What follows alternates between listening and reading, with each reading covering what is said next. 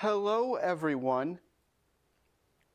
Welcome to this episode of Wehry History and Entertainment News of the Berkshires and beyond. Spring has been slow to arrive, with the temperatures only recently warming up.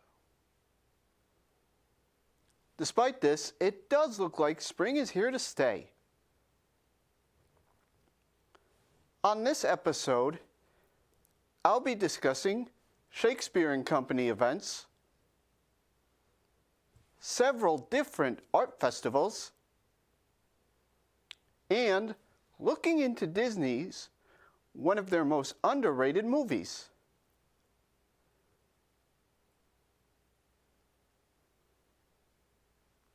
First, it's time for this episode's trivia question. This episode's question is, what was the highest grossing month and year of all time for movies? Now, for this episode's local headlines. First, we'll be going to Mass Mocha and the North Adams Public Library for a talk with author Seth Rogovoy and his new book, Within You, Without You, listening to George Harrison. How did the most reluctant member of the Fab Four put his mark on all of their music?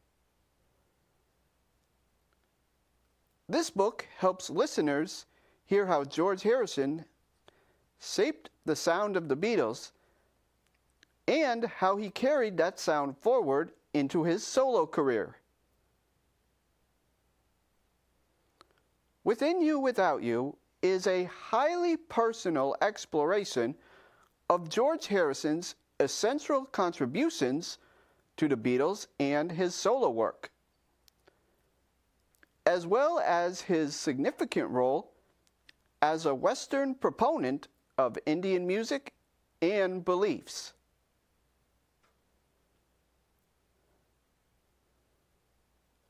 Rogovoy will be talking about how Harrison's contributions may not have been appreciated during his time, but now have been appreciated by fans and critics alike.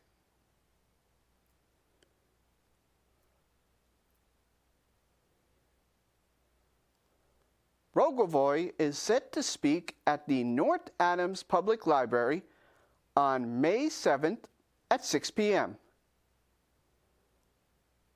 The library is located on 74 Church Street in North Adams. Visit massmocha.org for more information. For our next story, we'll be going to a local theater company for a preview. Shakespeare and Company in Lenox. This is one of the theater companies I haven't discussed 2025 schedules yet. So far, the company has announced 4 new shows. First will be the world premiere play called The Victim. This play focuses on several different victims, including a successful New York doctor whose racial diversity training has gone horribly wrong, a health aide grappling with racism during the COVID-19 pandemic, and a Holocaust survivor facing her own horror and finding her way back to love and healing. This will be showing from June 19th through July 20th.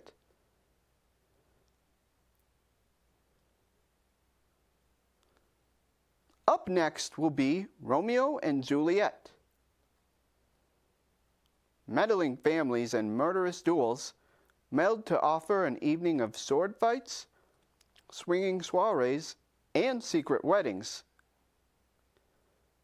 But the play is also full of exuberant vulgarity, harsh brutality, and above all, the tingling, unbearable delight of young love. This will be going on July 12th through August 20th.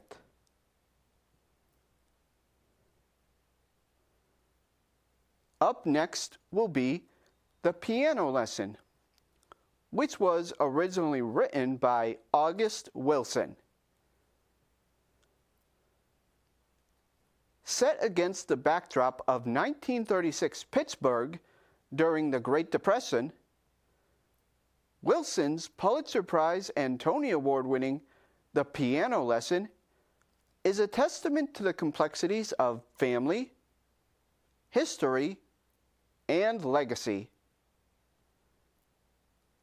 It is the fourth Wilson American Century Cycle series of plays, and the second performed at Shakespeare and Company, following the award-winning production of Fences in 2023. This will be from July 25th through August 20th.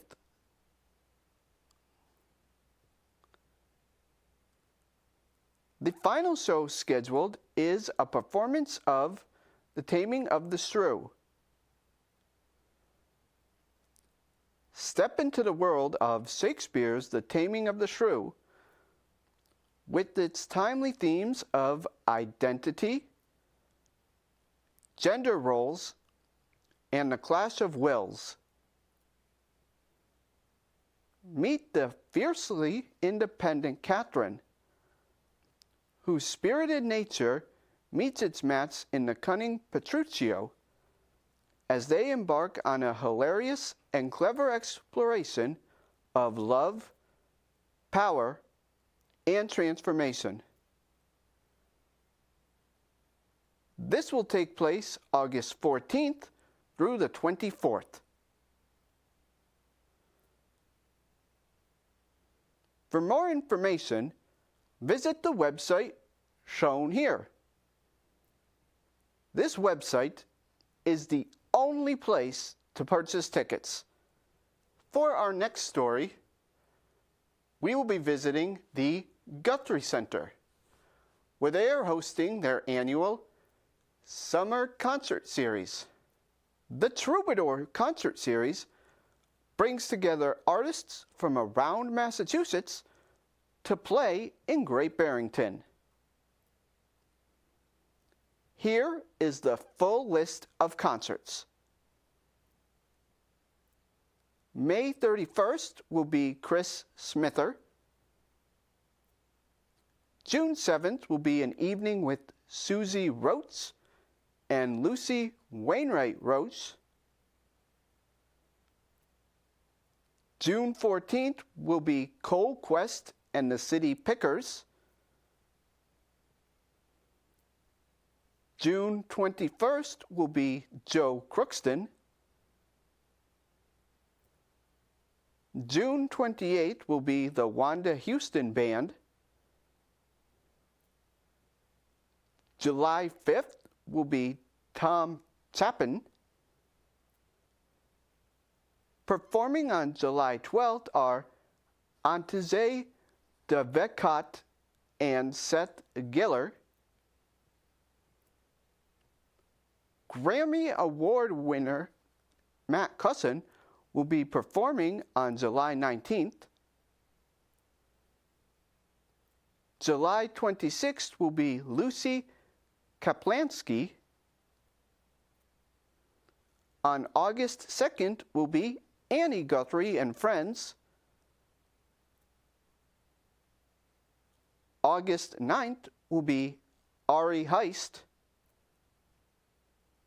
And closing out the summer season will be Tom Rush alongside Matt Naoka on August 16th. For more information, visit the website shown here. For our next stop, we'll be visiting Tanglewood and Lenox for a new addition to their calendar. But surprisingly, it is not a concert. Tanglewood has announced that three-time Emmy Award-winning comedian John Mulaney will be coming to the venue this summer as part of the 2025 Tanglewood Popular Artist Series.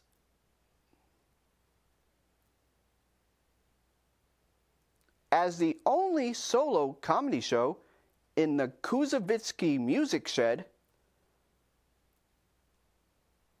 Mulaney is expanding Tanglewood's summer lineup and is likely to attract longtime fans of the popular comedian.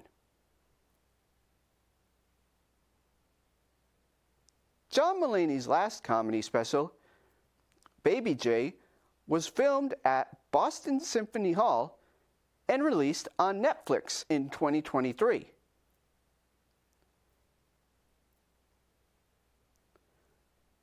This won Mulaney a 2023 Emmy nomination for Outstanding Variety Special, pre-recorded, an Emmy win for Outstanding Writing for a Variety Special, pre-recorded, and the 2024 Critics' Choice Award for Best Comedy Special, non-televised. This is sure to be one of Tanglewood's biggest hits of the 2025 season.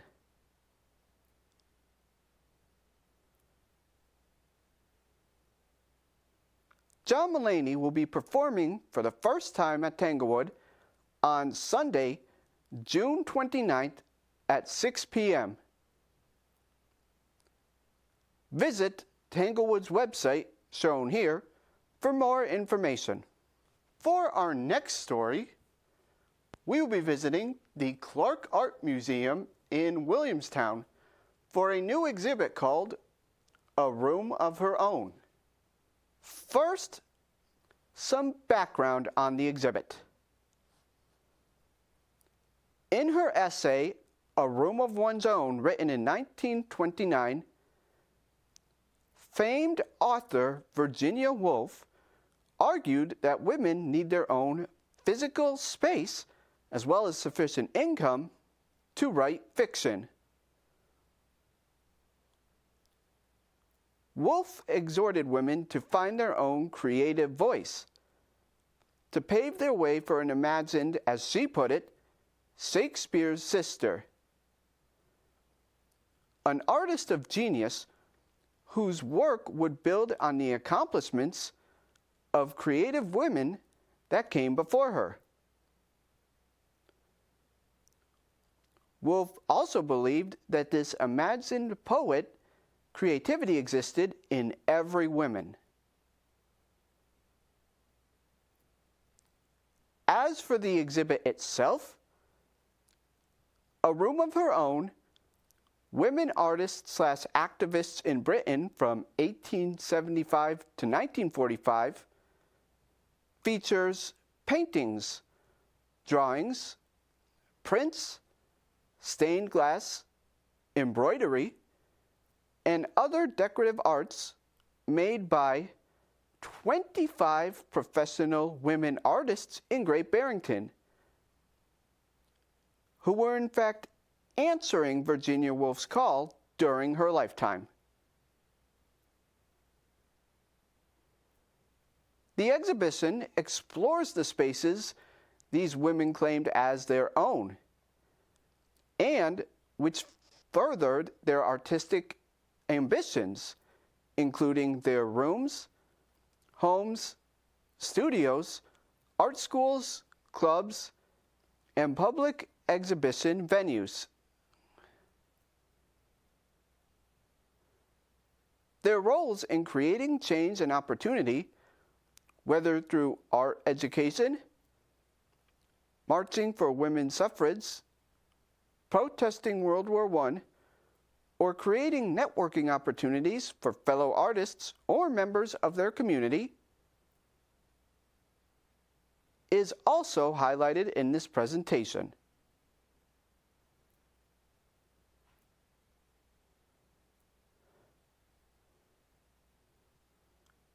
This exhibit will be opening in June. For more information, visit clarkart.edu. One of the most popular events in Berkshires are Spring Bazaars. The Berkshire Bazaar's Spring Fling will be going on in Pittsfield in late May. This exciting gathering will take place from 11 a.m. to 4 p.m., showcasing a vibrant collection of local vendors, offering everything from handmade goods to unique artisan creations. It's the perfect opportunity to support small businesses and the very best that the Berkshires and the downtown area have to offer. There will also be a raffle. All raffle donations from the event will go directly to support the Beat the Streets program, helping empower and mentor youth through athletic and personal development. Come out for a fun-filled day of shopping, community, and giving back.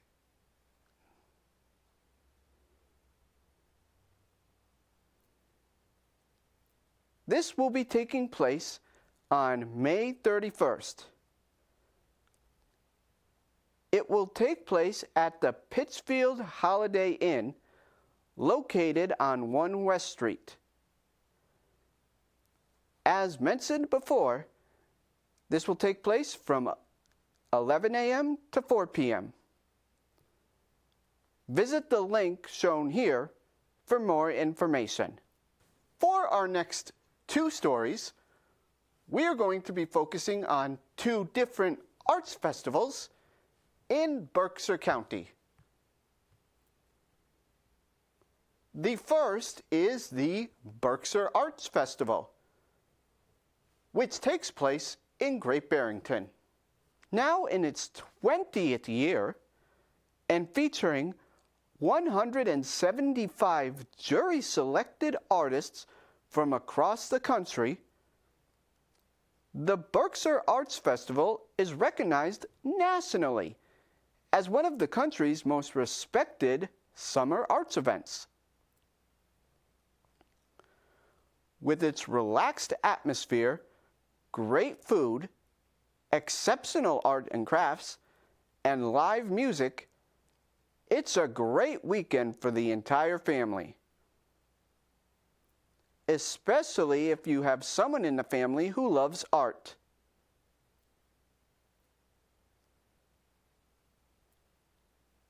This will be taking place on Friday, July 4th from 10 a.m. to 6 p.m., Saturday, July 5th from 10 a.m. to 6 p.m., and Sunday, July 6th from 10 a.m. to 5 p.m.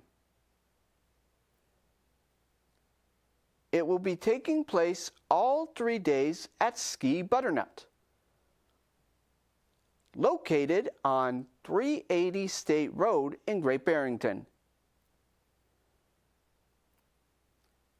Artist applications are actually still being considered. For more information, visit the website shown here.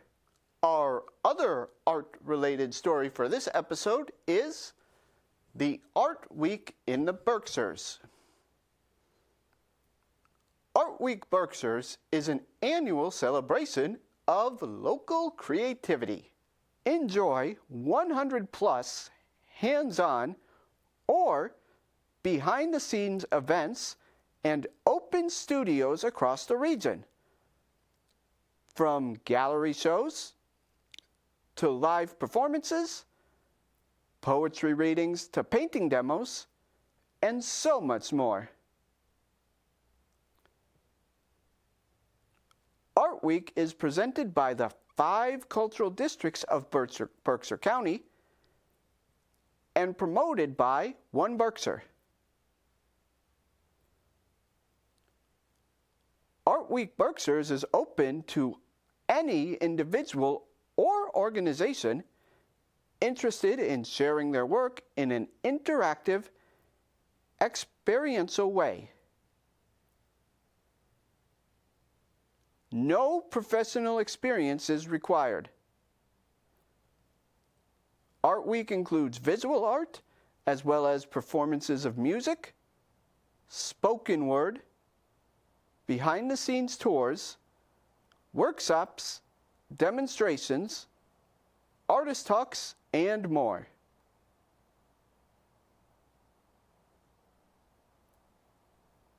There are many different events going on at the Art Walk. You can contact several different cultural chambers for information. info@williamstownchamber.com, tourism@northadams-ma-gov, cultural.development@cityofpittsfield.org,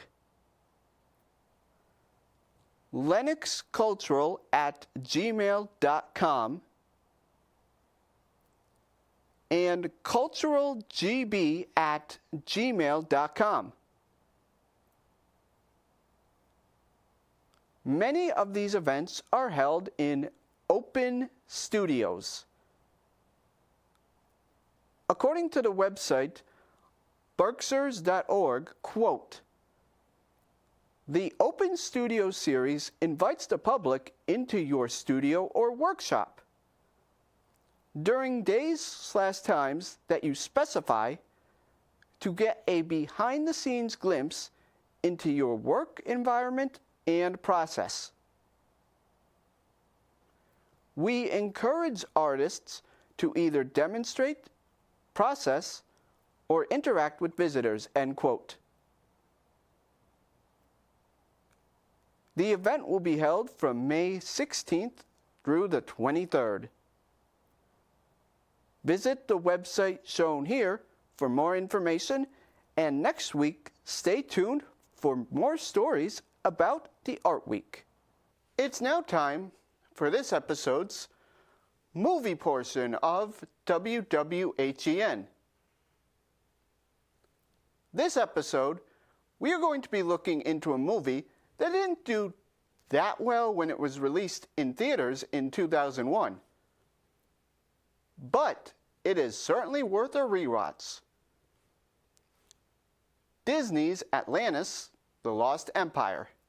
The movie tells the story of a group of explorers led by linguist or speech expert Milo, military man Rourke, and his team, and their expedition to possibly find Atlantis, the famed underwater empire that was once thought to be lost forever. However, Rourke's team might have ulterior motives that Milo is unaware of.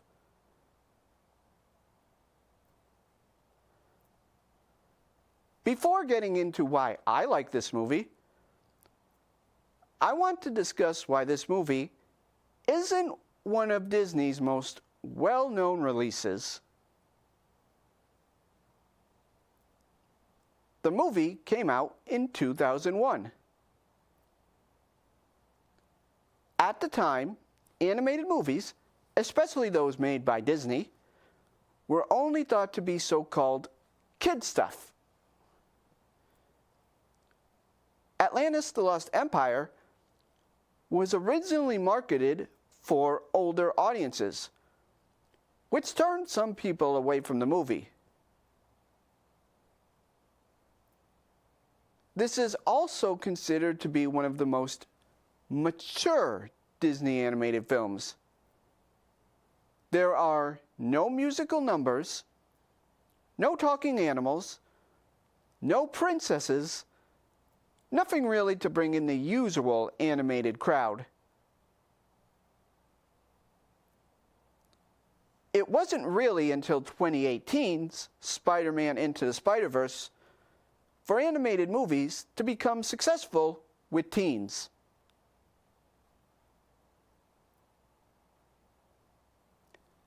Now, for my thoughts about Atlantis The Lost Empire. This movie is actually perfect entertainment for everyone, not just kids and not just teenagers. It has good action scenes. The movie's pacing is great. The animation is stunning, and there's not a message in the movie. Many people have criticized Disney's constant live-action adaptations of their older movies. In my opinion, Atlantis The Lost Empire is one of the rare movies that I would consider worthy of this adaptation. As I watched this movie, I was playing casting director in my head because the movie constantly lends itself for an adaptation. While it may have been a disappointment in 2001, it is a movie you should seek out for its pure entertainment value. Movies also supply the answer to this episode's trivia question. As a reminder, this episode's question was, what was the highest grossing month and year of all time for movies? The answer is July 2011. According to BoxOfficeMojo.com, movies totaled a whopping $1,394,775,988. 3 movies that month earned over $1 million. Harry Potter and the Deathly Hallows Part 2, Transformers: Dark Side of the Moon, and Captain America: The First Avenger. Interestingly, and this is telling of the box office in 2011 compared to today, 5 of the top 10, that's half, of the highest grossing movies that month were actually original movies that weren't based on franchise films. It just shows how much audiences have changed and become more comfortable with franchise films. That ends this episode of Wehry History and Entertainment News in the Berkshires and beyond. If you would like to watch this or any other WWHEN episode again, you can visit PCTV's website, shown here, or my YouTube page at RT Wehry. And I want to thank CTSB TV and NBCTC for showing my show on their public access station. Thank you.